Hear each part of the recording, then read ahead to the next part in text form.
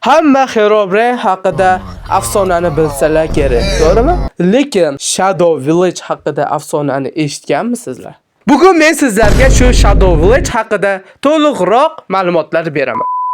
Biz Shadow Villager'ni 1.10.0 alfa versiyasida uchratishimiz mumkin. Chunki o'sha versiyada u Shadow Villager birinchi ko'rinish bergan va u Shadow Villager'ni daji eng kuchli Minecraft o'yinchilari ham rasmga tushira olmagan va men sizlarga bitta odamni rasmga tushirganini ko'rsataman.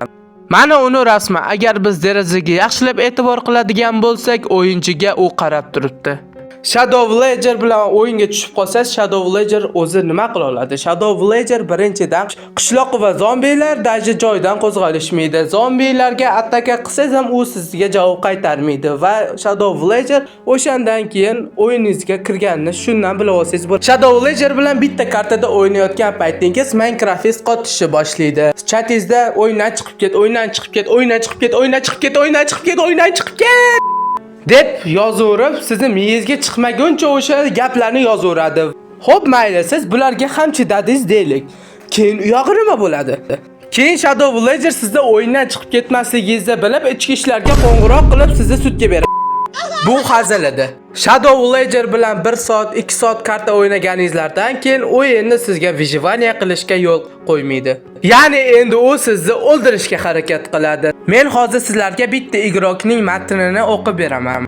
Men Minecraftning alfa versiyasiga kirdim va men o'shandan vijivaniya qilishni boshladim. Ammo har doimgidek qo'y, mol, cho'chqalarni o'ldirib birinchi ovqat to'playotgandim va resurslarni olish uchun daraxtlarni sindirayotgandim va daraxtlarni sindirib bo'lgandan keyin konga kirib ozgina tosh olib ko'mir yig'ib olayotgandim. Lekin bir kuni Minecraft'im menda qotib qoldi va g'alati bir voqealar bo'lib qoldi. Minecraft'im ishlamasdan xuddi kimdir meni o'rnimga o'ynayotgandek tuyuldi, lekin men taslim bo'lmadim. Men oxirgacha o'ynayotgan edim va mening chatimga o'yindan chiqib ket deb g'alati bir o'yinchidan xabar keldi va men hayron qoldim, chunki men kartada bir o'zim o'ynayotgandim. O'sha chatimga yozgan o'yinchini qidirishga harakat qildim. Qidirayotgan paytimda uni hech qachon topa olmadim, lekin u o'yindan chiqib ketgan deb o'zimga o'zim dalda berishni boshladim va men yana vijivaniyani davom ettirdim. Keyin o'yinni ozgina yarim soat o'ynagandan keyin Risky Minecraftdan meni otib yubordi.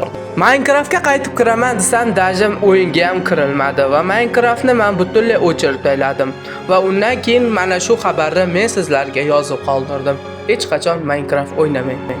Demak do'stlar, men Shadow Villager'da topgan ma'lumotlarim shu edi. Agar sizlarda ham Shadow Villager haqida savol yoki ma'lumot bo'lsa, kommentariyaga yozib qoldirishni unutmanglar. Men albatta o'qib sizlarga javobini yozib qoldiraman.